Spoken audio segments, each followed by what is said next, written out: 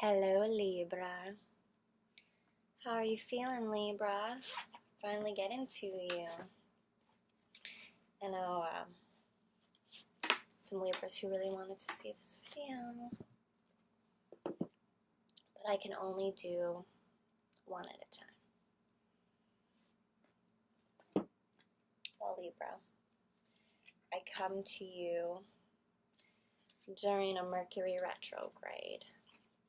So I'm thinking you really do need me a little bit right now, because it's kind of a confusing time.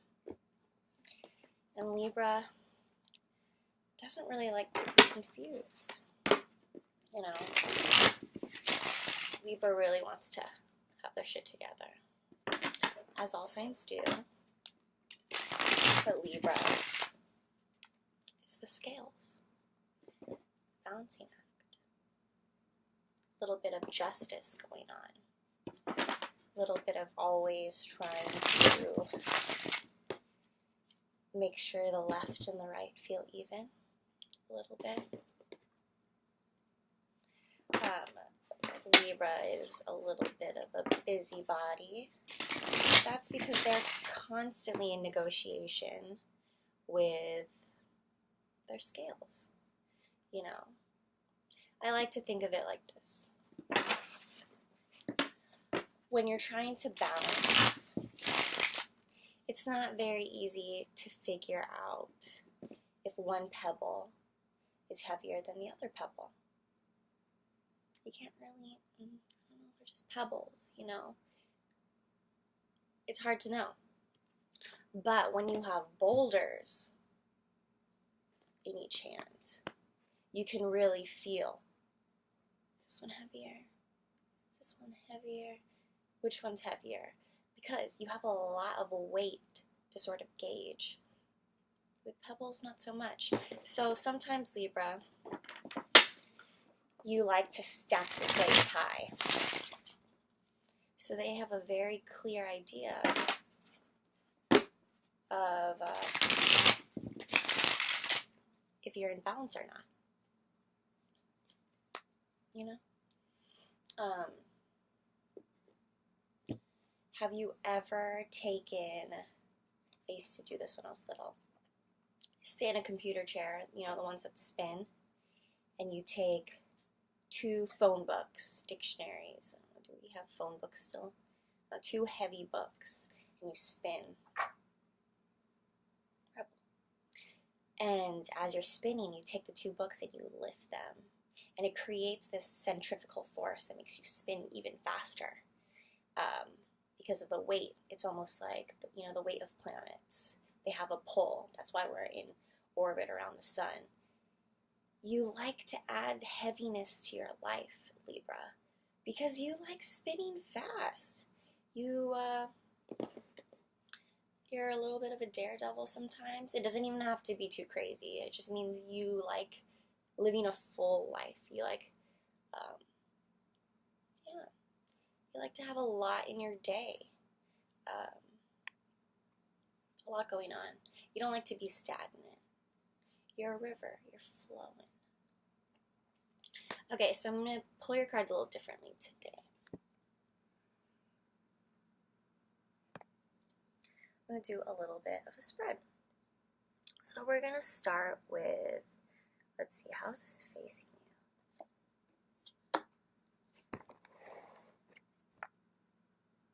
Past, present, and future. Let's start with that. Okay. In your past, I see again the Ace of Pentacles. We have pulled this in other videos. It's funny because your past is a beginning. That must mean there was something that you started that you were hoping to sort of make bank from this year, you know? Beginning of the year, maybe last year, you started a resolution. It could have been a project, it could have been a job, it could have been maybe renovations on your home, it could have been maybe making some edits to your routine in terms of your body, you know, maybe a Kanye's new workout plan, but something that you started in the beginning of this year. Maybe you didn't quite make that goal that you wanted, and you were kind of left hanging. But you see, I think it's because you decided to work on maybe just one aspect of your life when you needed both. You see this?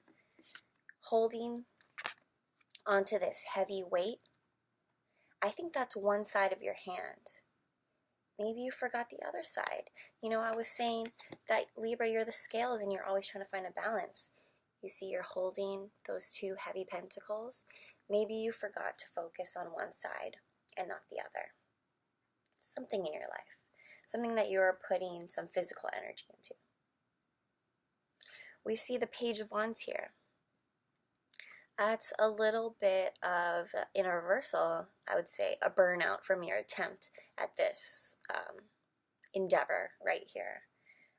You could have burnt out because of that imbalance of you trying to figure out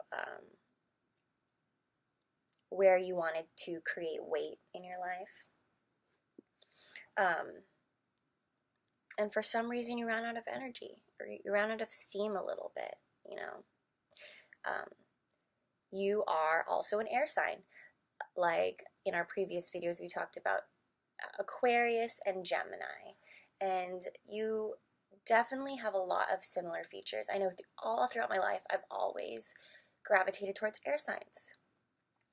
And I would say Gemini and Libra are very similar in their sort of dual natures, you know. Libra is not so much as, I would say, flip-floppy or even bipolar as Gemini. Libra has those two sides, but they like them to be congruent with each other. They like them to have harmony, you know. And so in your future, you're gonna have to sort of contemplate how you're going to create this balance in your life, because you see, this is a thinking card.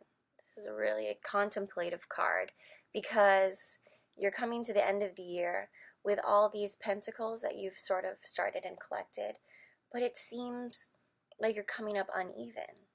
It's a 7, uneven number. And you're a little curious about, how am I going to balance an odd number? Because it was a little bit of an odd year. Well, I like to pull 2 cards following the past, present, future to figure out a balance. Oh, very necessary balance. Okay, like I said, you started a project that had to do with pentacles in the beginning of the year, which required a lot of hard work, you know. And maybe you quite didn't put in all the hard work that you wanted, so you were left sort of stumped.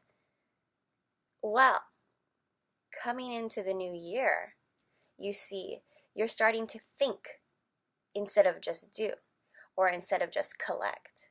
You're starting to strategize, you know, and to feel not so imbalanced, you added another pentacle. Look at that, 8. 8, you know how to balance. 8, you know how to deal with, because now you got an even playing field.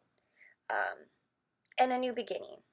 You had a new beginning last year that had to do with, where am I going to put this weight in my life? How am I going to find a heaviness in terms of feeling secure? Not so much a heaviness of anxiety, but that did definitely come with this endeavor.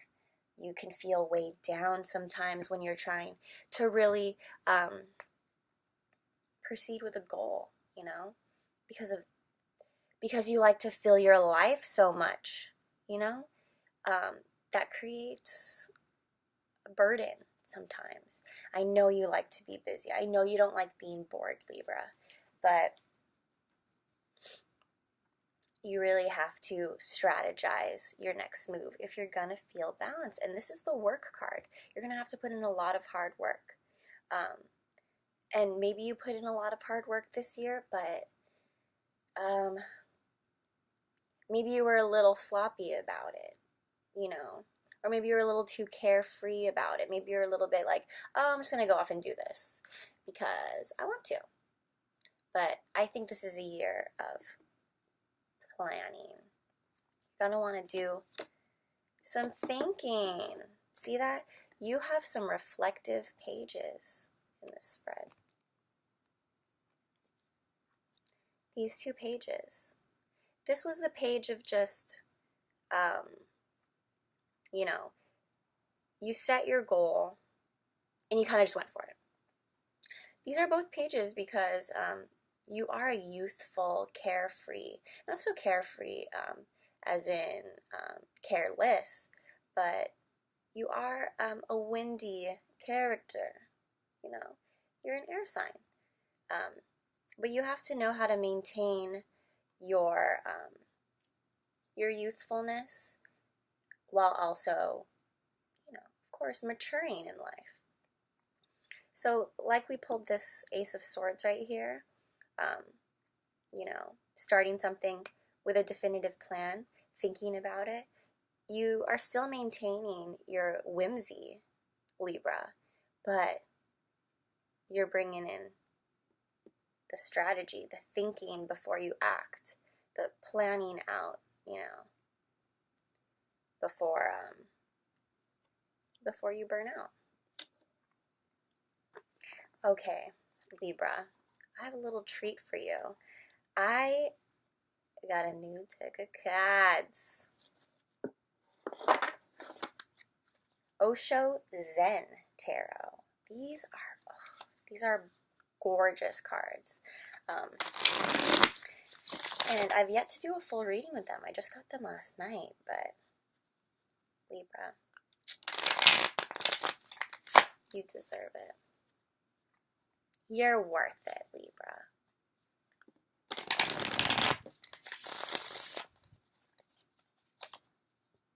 Okay, Libra. Let's get some clarification getting. The source. The source. What is the source? Well, Libra, the source is where you get your energy from. This is your chi. This is where you cultivate your energy and create this weightiness. So it looks like you're wanting to find those 2 balancing acts upon the scale, you know. You're going to add another one of these this year so that you can feel like you have, you know, both sides of the weights, you know, like when you lift weights, you got to have both ends to feel super solid. And you're going to find that, the source. The source originally was this first idea, but maybe it was more theoretical back then. It was more sort of up in the air what your plan was. And maybe you went out on a limb,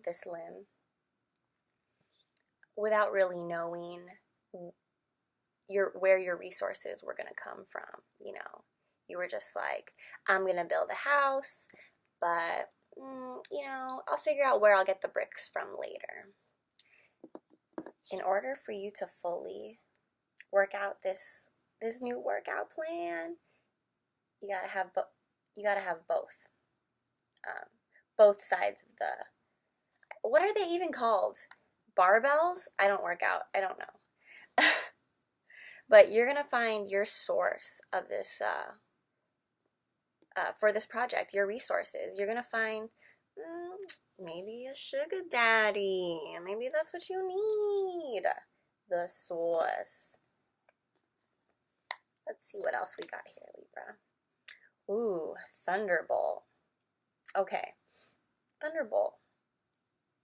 That's a very fiery sort of card, I feel like. But it looks a lot like the Tower, right? Look at that figure. That's amazing. It almost, so I'm getting some Buddha vibes. I'm also getting some angel vibes. I'm also getting some devil vibes. Do you see that? It looks like thunderbolt wings upon a meditating figure, but these people are falling. That is definitely the Tower. You want to heal. You want to pick up the pieces from that Tower. Whatever made you burnt out initially this year, whatever sort of endeavor that you felt like failed in the end, not really failed, but maybe took a detour, that was because some bullshit happened. Yeah, that's to be expected. Everybody went through some bullshit this year. It's true. But we're all picking up the pieces in the end. It's very necessary to step on a Lego or two before you build your masterpiece, you know? So you're going to figure that out. This is a healing card. What do we have next? Ooh. Morality. Morality, Libra.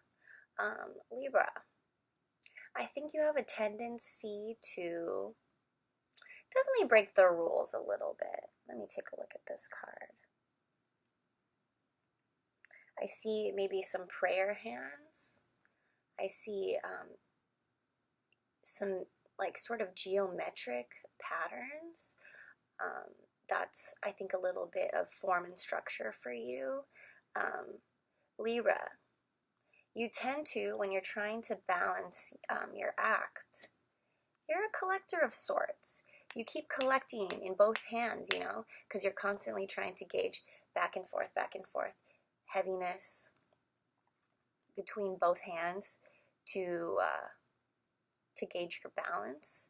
And sometimes you don't stop and think and strategize and wonder, are these the right moves? You just want to make hella moves. You're always just trying to make hella moves.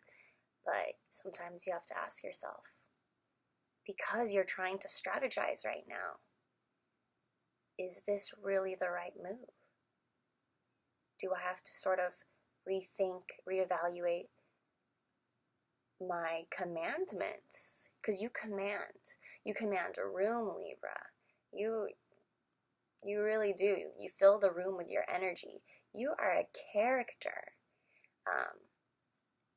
But not all characters, you know, are heroes. Sometimes they're a little villainous.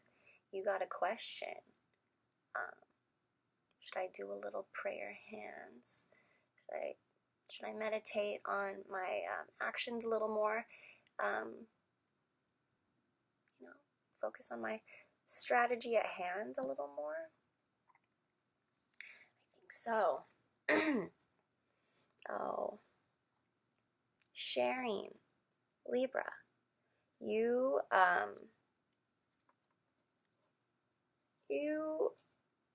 are a host of sorts, you know, and you have a lot going on in your life because you're so abundant. But maybe you need a team. Maybe you need a little more of a team to make this work happen. You know, next year you're going to strategize about how to even out your resources and make this goal happen, but not feel like you're being dragged on one end. I think that has to do with maybe you building up more of your team, your squad, and sharing. Because the more resources you share, sometimes people think, if I share, I'll lose. You know, I'm going to lose out on my share. No.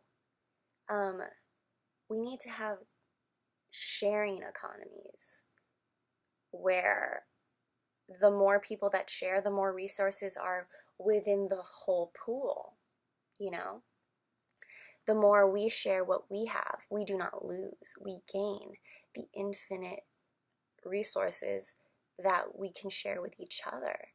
And in the coming season, all these holiday seasons coming up, whatever you celebrate,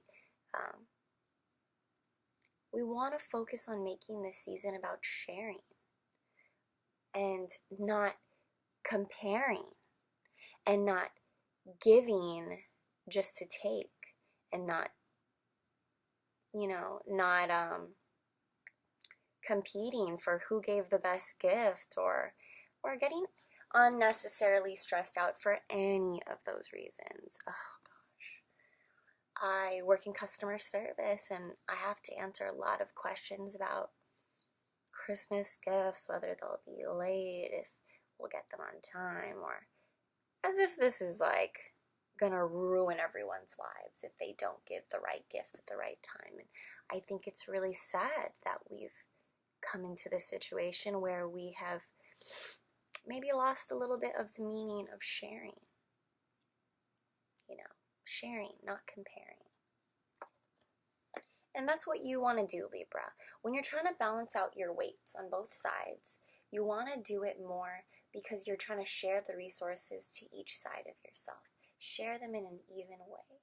Like this 8 of Pentacles instead of the confusing 7, the kind of off-balance 7. You want to share instead of compare, instead of be like, well, I did this and I want to do this now. And, that'll create an imbalance. You want to be like, I will do both of these things and find a compromise. And I'll share my resources to myself, to what I let myself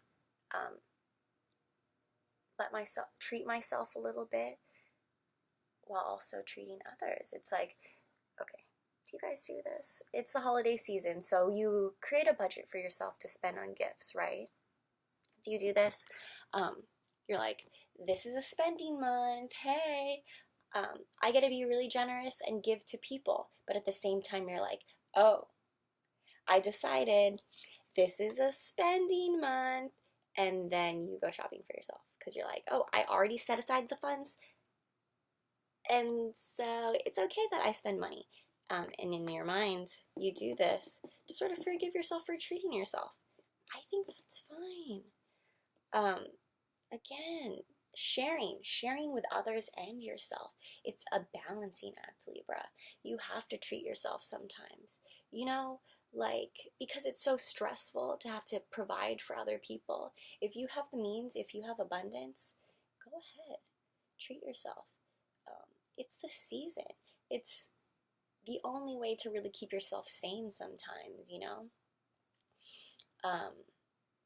I personally have to learn this, not just with spending money, but expending energy. It's like I'm doing these readings for you guys, right? I love to do readings for people. I love to give. I love buying gifts. I love making gifts. I love thinking about what is the thing that will make this person like, oh my God, you know me, like you get me. I try to do that with music and poetry too. I want to write something that is cathartic to me, that sort of heals me, but also that resonates with others. When I write a line and someone was like, I feel that. That's everything to me. And the same thing with these videos. When I get comments from you guys about how much you resonated with it or how you felt like I was speaking to you, that gives me so much joy. So it has to be a give and take. But at the same time, when I give too many readings for others, then I end up not being able to read for myself or become very disconnected from myself because I'm constantly in this battle with having to give or record these videos. Like, it's sort of hard to record so many videos. I don't know how all you YouTubers do it. I honestly am not. I'm not even halfway, and it really sucks your energy, like the life out of you sometimes because you're giving so much. People need to really realize that tarot is a service, and not to knock anybody who has any other perception of it, but I just want to remind people because I know people that do tarot and it sort of takes a toll on them sometimes because they don't leave enough energy and resources for themselves. Or they do everything for free. Services of any sort. I don't like I've talked about my traumatic relationship with money and how I don't value money over people, but at the same time, everybody's got to hustle, everybody's got to feed themselves, everybody's got to have a roof over their head, and you can't constantly be giving everything away for free. And I would do this a lot when I was mainly working as a graphic designer. Everybody wants to get out, get themselves out there. They want exposure, or they want, work for their portfolio. So they do everything for free or really cheap. Also, I think that comes with not valuing yourself. You really have to value yourself and your resources that you're providing, your services. So find a balance between being able to be like, this is my passion. I'm not trying to sell my soul for this. A lot of the times when you get paid for something, it sort of ruins it. And so you have to find that balance between protecting yourself and getting your share of what you deserve because you work really hard for it. But at the same time, staying true to yourself and not letting money dictate what you do, and not letting it ruin it. And not selling your soul, please. Don't sell your soul. I'm just going to keep pulling because I love these cards. Listen to your inner voice. Look at that. It's so gorgeous. It's, I would say this is like the High Priestess card. Shout out to the High Priestess. My favorite card. She's the psychic. She's the intuitive one. She's the one that goes with her gut. Her gut. So when you're in those situations, when you're trying to find that balance between giving and taking, I feel like this Page of Swords is definitely a little bit of a young priestess, maybe a lower priestess instead of the high priestess, maybe just a little stoned priestess, not so high priestess, just a little stony. Because this is a little bit of, I would say, maybe the Fool crossed with the Priestess, because he's definitely swift with his decisions, but kind of head in the clouds a little bit, not so much a rigidness, but look at those rolling hills, look at those birds in the sky. He has a strategy and a reason for being carefree. He is not careless, he is just carefree, or she. So you need to find, again, a balance between just being your effervescent self, but also the stone cold killer on the inside. You gotta go with your gut. Your gut is in the center. So maybe do a little bit of meditation, or maybe some yoga. We've been talking about your new workout plan. Get those barbells going, right? That's so Libra. Even little mini ones. You could do a little bit of dance aerobics. I know you Libras like to dance. You're my party partners. I'm pulling out the big cards today. We've been doing those angel oracles, and these aren't oracle cards. I feel like the Osho Zen cards are a little bit of a mixture between oracle and tarot. You notice they have their little phrases at the bottom, and they don't even necessarily have to align with the original cards, but I did tell you, like Thunderbolt sort of reminded me of the Tower. I think they're very much based on them, but I love finding the cards that are sort of a mixture between tarot and oracles, because I think if you study tarot in the beginning, you're either going to go for the intuitive route,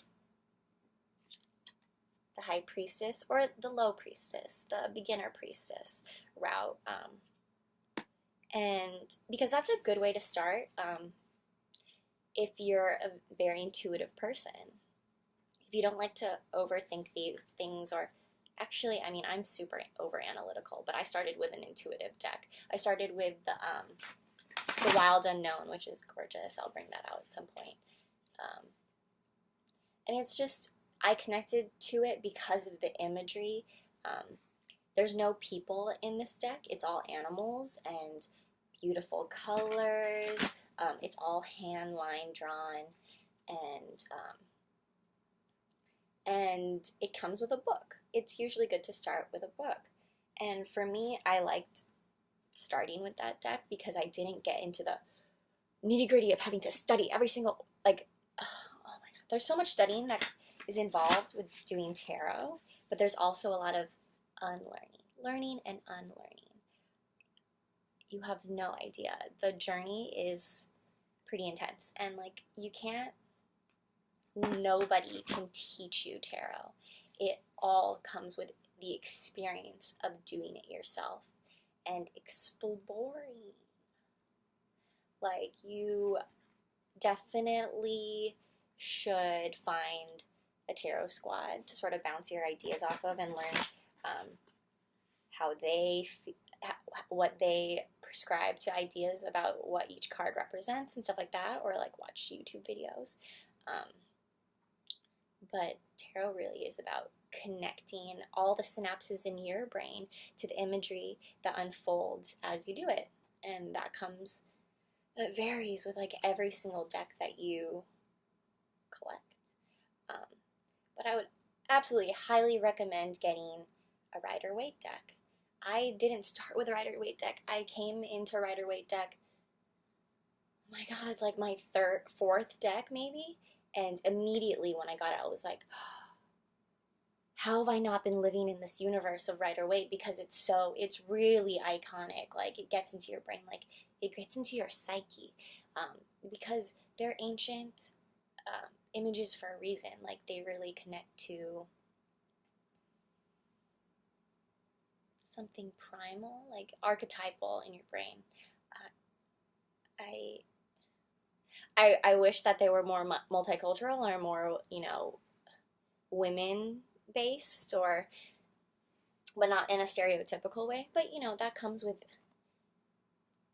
ancient / traditional things, that they were a little slow on certain things, but the essence of every card really rings true through generations, decades, centuries. And they're just like one of the most common decks. So I would just, if you're learning, I would recommend to go both ends, right? Balance intuition and tradition, learning and unlearning. Like I said, there's a lot of unlearning that has to be done. So I told you I started with an intuitive deck. Then I went into a traditional deck, and then all other sorts, like artist decks, like decks that were very stylistic, very artistic, and then more like the Tarot of the Spirit was like way more flowy for me, like super expressive, because it's all like paintings and flowing, like, and then geometry, and I don't know, I started getting into sort of the weird decks after, because I wanted to unlearn the very strict, just like I can recommend Rider-Waite, also take it with a grain of sand, because when you start learning Rider-Waite, you get into this, if you don't know, like these cards are like the Rider-Waites. Very traditional deck. And when you start learning all the Rider-Waite cards, and then you start picking up other decks, especially decks that sort of stray from the traditional meaning, you get really frustrated because you're constantly being like, oh, let me pull this. Okay, let's pull a card. Ooh. Okay, let me preface. This is actually the first deck. I said that I learned with the Wild Unknown. I learned at first with the Wild Unknown, but I picked up this deck first, and I could not learn with it. It's a really intense deck. This is it. It's like, I call it my anarchist deck, because it's every card is like a historical event or figure in history that is like super intense. Like there's a lot of stuff from like world wars and but this one in particular is about the onset of the internet and like technology sort of fueling governments and society. And I can't even process this deck. I pulled this deck out to some people and they're like, ugh, no, put this away. Like, look, it's fucking atomic bombs. And I pull this out because I have spoken a little bit, or maybe a little too much for some of you, about politics. And I know not everybody likes to talk about politics, but I was never a political person. I came into this later in life, but it's very necessary to know these things. Don't listen. Fuck the media, the mainstream media. Find alternative sources. It's really hard. I think it's really hard. The like nightly news on TV is fucking trash. I even think Huffington Post is like trashy. My husband's really a proponent of Huffington Post. I think he mentioned in the last video, or the video that he was in, the Aries video, that he uses lots of different news sources, even Fox News, which is fucking trash, just to sort of gauge, like, what is the enemy thinking? But we are big supporters of KPFA, which is local to the Bay Area, but it's Pacifica Radio. If you want a really good alternative news source, they're not like they're not like overly radical. We are radical people up here in the Bay, but I would highly recommend Democracy Now. Amy Goodman is fucking badass, and she risks getting arrested to bring us the real news, the ones that the mainstream media are trying to hide from us, which they constantly are. Anyway, so this is my radical deck. You see that? Queen of Swords, drones. Oh my god, how scary is that? I don't even know when this deck was made, but don't drones freak you out? When I see drones like above me in like my neighborhood, I hide. Like, I know kids play with drones. Like, have you seen that commercial? I don't even know what it's for, but it's like the best Christmas gifts to get your children to like make their dreams come true. And people get their kids drones. I'm like, what are you trying to like? Oh, here's some like childhood warfare material, like practice, because the world's ending. Like, that really freaks me out. It's kind of Star Wars-y too. I'm gonna go see Star Wars tonight. I don't know. This card is kind of traumatic. I would say we're kind of, I don't even want to make light of this, but like we're kind of like in a war right now, or I feel like we're always in a war. But everything that's going on in the world right now is like really scary. So find a balance of what you consume and what you also willfully ignore. I know it gets really hard. I could just list off all of this fucked up shit that's going on in the world right now, but I'm not going to specifically because there's too much. But I feel like people can definitely get into this situation where, especially if you have family overseas or, you know, family in countries that are very tumultuous, even our own country is tumultuous. I think about this. My family's from the Philippines, and I think about their president, and I get both sides. I've heard the argument from both sides, right? There's always two sides. There's always more than two sides, but like mainly there's always several. There's always another side. You think of the president of the Philippines as being like the Filipino Trump, whatever that means to you. But I've heard people who support him in a sense because there's so much corruption in the Philippines that they need like a heavy hand. A heavy hand. I think you understand that, Libra. The heaviness of a hand.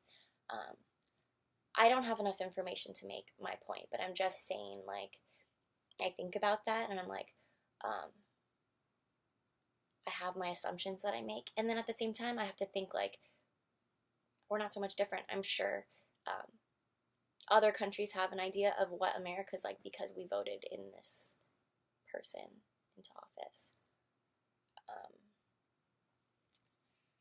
Enough about him. Let's see, what else? Four of Wands. Oh, yeah, actually, let me talk about both of these. Okay, so I'll pull two big cards so we can feel some weight. What I was saying about being careful about learning with the Rider-Waite deck is that once you start going for the little weird decks, you pull a card and you constantly are like, okay, what is that card in Rider-Waite? What is that card in Rider-Waite? Because it almost becomes a definition for you. It's like a dictionary term. Because it's the traditional symbol of what those cards are supposed to mean. It becomes like your jumping off point. That's good. That's super good when you're starting. But when you start picking up other decks, that's why I've been picking up these like mixture between Oracle, mixture between Tarot decks, especially when they have the little blurbs at the bottom. That's super helpful because then it'll counteract your automatic thinking. I was talking about connotations in the Aries video. Counteract automatic thinking. Counteract connotations, even if they're negative or positive. So like I pulled this Four of Wands. Well, Mercury retrograde, please let this video work. Four of Wands. The Four of Wands traditionally in the Rider-Waite deck is like the marriage celebration card, like newlyweds card. And that can become stagnant in your brain when you think too hard about that. Then you'll think like, okay, I'm in a relationship. Does this mean we're going to get married? Like, too automatic, right? You see here, like I said, these cards are really intense. Like, there's so much writing and stuff you could read. I have to really get into these to study. But, see, there's like a moon and a sun. That's some balance for you. 4 is a very balancing number. And there's a garden. I remember the first time I pulled this card, I was literally sitting in a garden with a fountain that looked just like this. I was like, oh, magic. Oh, synchronicity. It's the best. But just as an example, you don't get like really marriage vibes unless you got married in a garden that looked like this. You don't get like, oh, newlyweds, like I'm gonna get married. You get a lot of different feelings out of this card. Same with this Queen of Swords. It is a very cold card if you are familiar with that card. But this brings in so much more dimension because it's not just the traditional card. So like I said, do some unlearning, pick up some weird cards, and just like switch up your perspective. Okay, but in terms of Libra, I think because I was saying with all the swords that you're pulling, the Page of Swords, the Ace of Swords, that you need to start thinking a little harder, strategizing. Don't over strategize. Don't get into a situation where you're at war with yourself in your mind. You don't want to be at war with yourself. You don't want to pick two sides and be like, okay, now battle it out. Like, you want to pick two sides so that you can feel, okay, instead of this, think of this. Zen balance. Because it gets hard. You're constantly like this, right? Libra.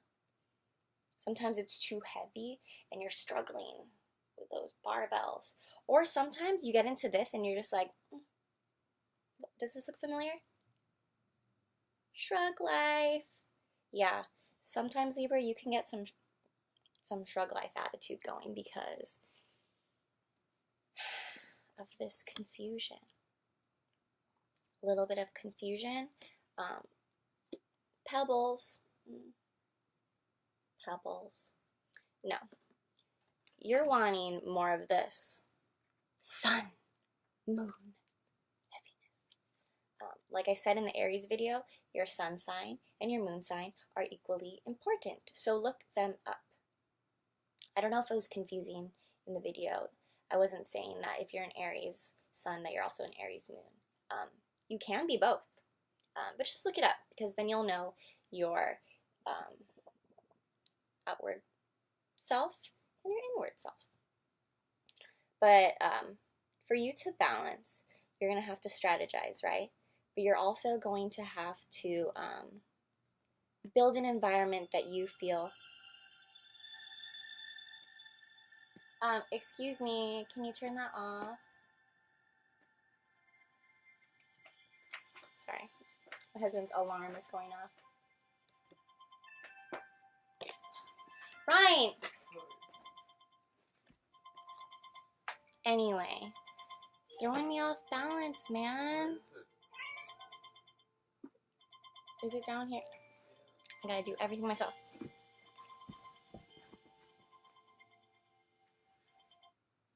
Oh, sorry. Look at me placing blame. That was my phone.